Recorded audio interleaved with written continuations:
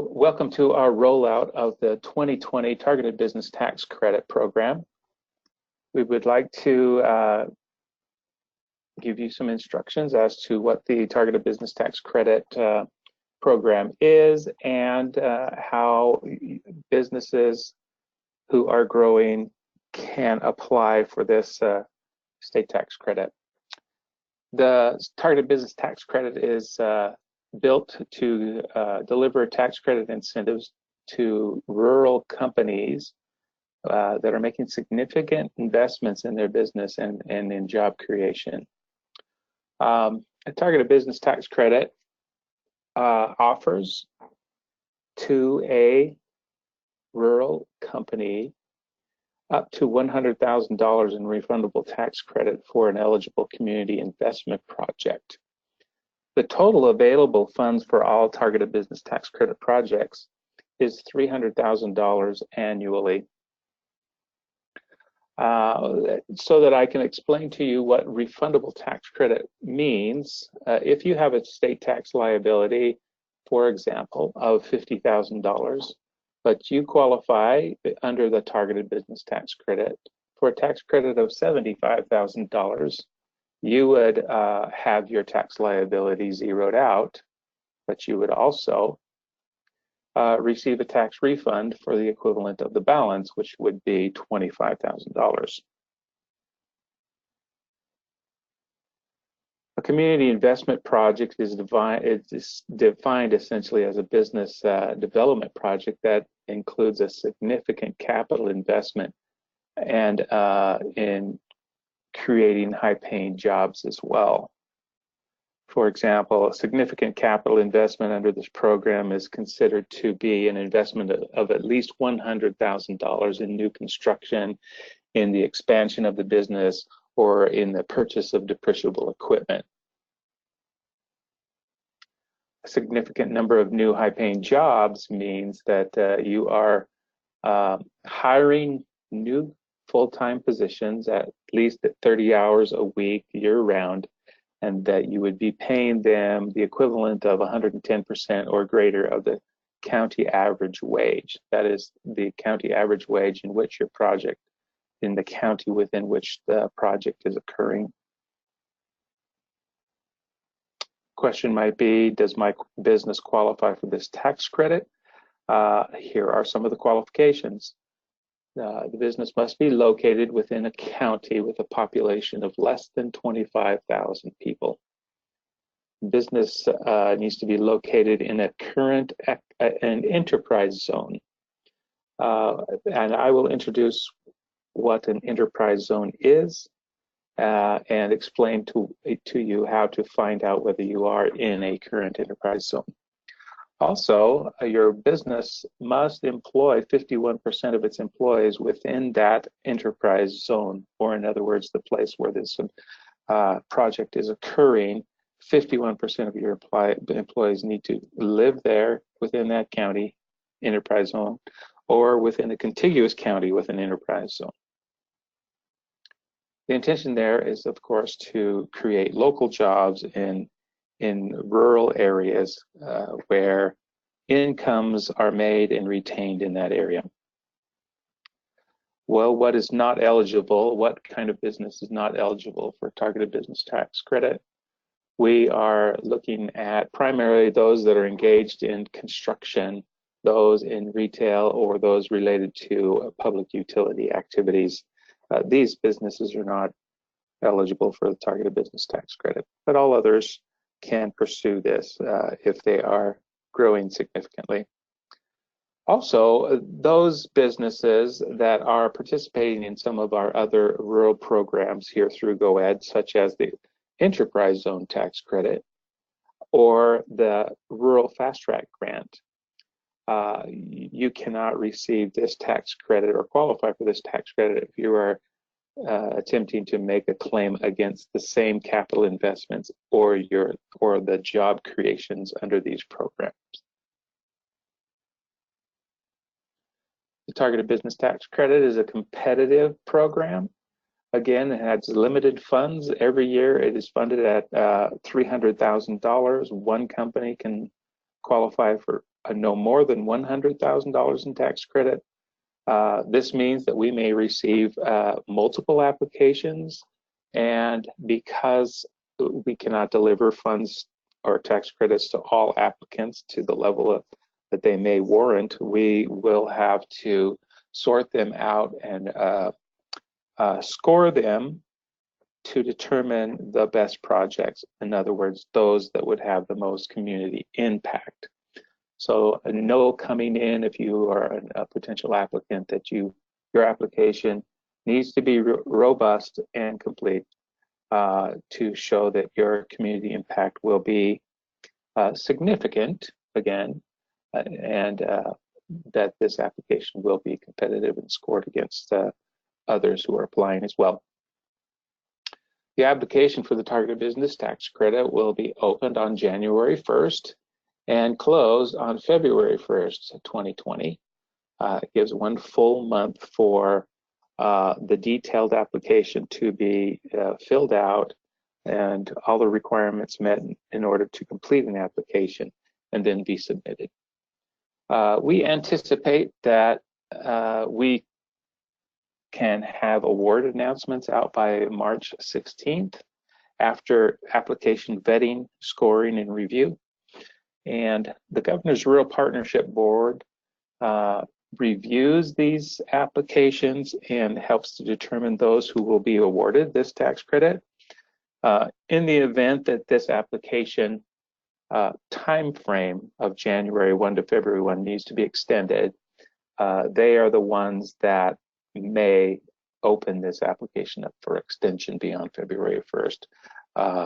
But we will make that judgment, the board will make that judgment based on the number of applicants that are applications that are received between January 1 and February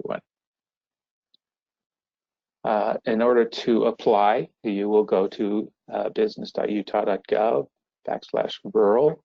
I will show you a link where you will be able to find the application and where you can begin the process. Again, the application won't be open until January 1, but we are preparing now for that application to be completed so that on January 1 you can then begin your application process by going through business.utah.gov to find the link. And we will just, I'll right now introduce to you the tabs under which you will go and pursue your application here.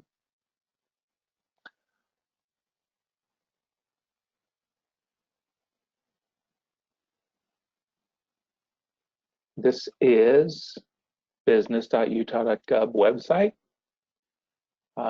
If you will follow these links, the one that says programs, and drop down to rural development and open up the rural development tab, it will open a page to all of the Office of Rural Development programs offered through the Governor's Office of Economic Development. You will need to scroll down. You can see tabs here listing the various programs, tax credits, and grants that we offer. And as you scroll down, you will see the Targeted Business Tax Credit tab. We'll have you open that up. You'll see a cursory explanation of the things we just talked about and what the program is all about. And as we are developing this, as we speak, we will be offering to you this video as an explanation of the application process and what this program is all about. There will be a tab here under this For More Information section.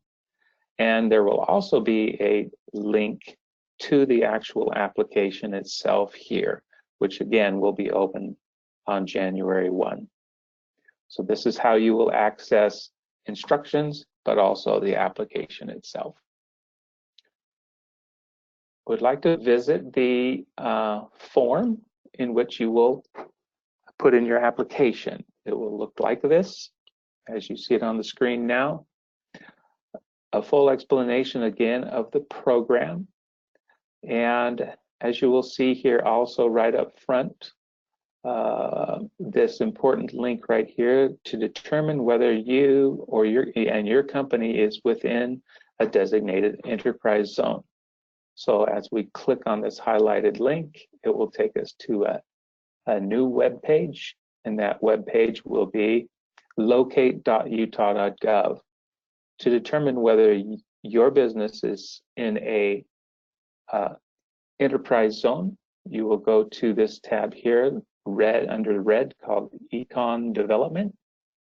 Click it open, and you will find a box here that says Enterprise Zone with a particular date. Over here, we've got dates back 4 years, but we are only concerned about 2019. You must be in at least the 2019 mapping designation. So you will click this box here to make sure that you are in an enterprise zone. Then you will find your full address or the area around your address. So let's say, for example, your business is in Emery County. We can type in Emery County and find the address, and it will populate in red everything that is an enterprise zone. So in this case, we can see Emery County has an enterprise zone. It essentially covers the whole of the county. But let's say, for example, that you might be a business in, let's say, Castledale in Emery County. So let me zoom into this map. You'll see here that Castledale also is fully covered, with the exception of a small sliver there, with an enterprise zone. So if you're a business in Castledale that qualifies and has a significant project, you would be qualified because you are in Castledale's enterprise zone. You'll also notice, though, that right next door in Orangeville does not have an established enterprise zone. So its map is not red, it's blank. And that's an indication that a business in Orangeville within this territory that's blocked out here would not qualify for the targeted business tax credit application process. And so that's an indication here to you as to how to discover for sure whether you are in a qualified enterprise zone. So as I said, that's simply a link in the form that allows you to look up where your business is and whether it's in a qualifying area for this tax credit. This form goes on to tell you what you're going to need as you fill out this, the remainder of this application. We put this up front so that you can possibly get prepared with this documentation, because you'll be expected to upload many of these things in the coming pages of the application. So up front, general information that you will need, a description of your project and so forth, time frames, budgets, and the impact that this project might have on the local economy and so forth. All of those things probably would be best if they were prepared in advance before you get to the rest of the application requirements. Also, a reminder of the calendar, the January 1 and the February 1 deadline. We also added on this front page terminology definitions. Sometimes our definitions are confusing. We want to make sure that as you read through this application and as you read about the program, you understand what we mean by some of these things. For example, what is a community investment project? The definition is there. Another link again to the enterprise zone area and its description, what that means. What does it mean to make a capital investment?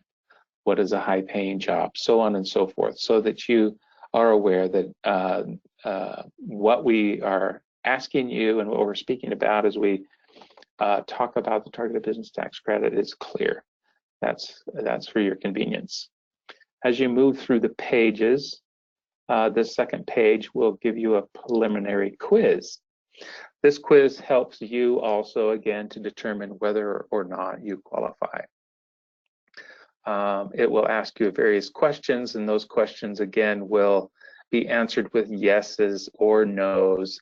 And if you choose no in any of these spaces, it might be something for you to consider waiting for the next go around, because you may not be quite ready for it. If you've got yeses down the scale here, likely you're going to qualify for application review, and we would encourage you to proceed through the rest of the application. General information is going to be on page 3. Your business name, federal tax ID, your NAICS code. You can discover your NAICS code again with a link that will make sure that you are not in these disqualified industries such as construction, retail, or public utility.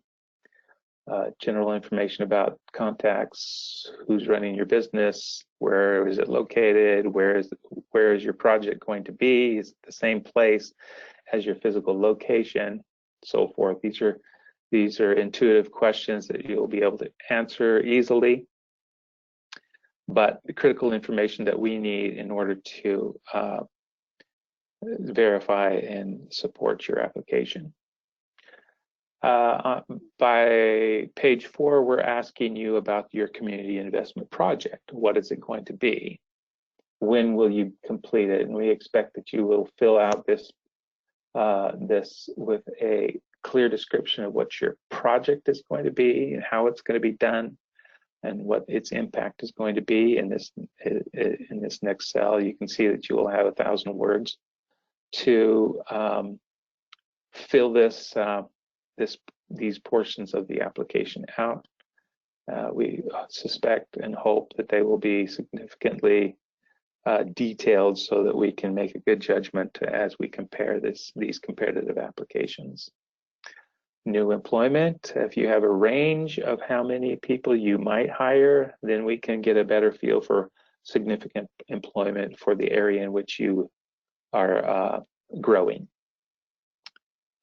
This may mean that if you choose that you're going to hire 6 to 10 new full-time employees, that might have a significant impact on one county of a smaller population, whereas 11 to 20 new employees could be significant for another county of a larger size.